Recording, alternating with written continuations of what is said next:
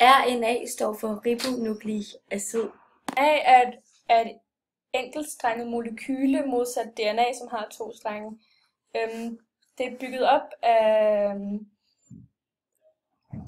ribose, som er sukkerstoffet i stedet for deoxyribose. Og den har de samme kernebaser som DNA, bortset fra thymin, som er erstattet med uracil i RNA. Information i DNA overføres til RNA, som oversætter informationerne til dannelse af protein.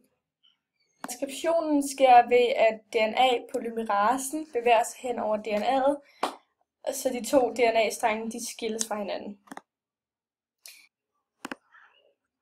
Det kan ses her.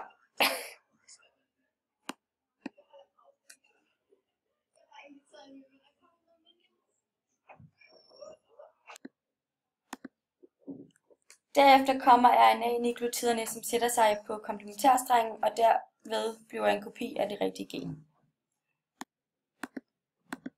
Rækkefølgen af kernebaserne bestemmer aminosyren, altså hvilket protein, der bliver dannet. RNA-polymerasen fortsætter indtil den når et stopsignal. Og enzymet frigøres derefter fra DNA-molekylet. Messenger-RNA er først klar til at forlade kernen, når nogle af nukleotiderne er klippet af enzymerne i kernen.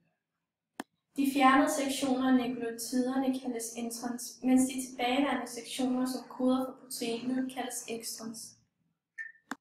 Når denne modifikation er færdig, kan messenger-RNA'et forlade kernen.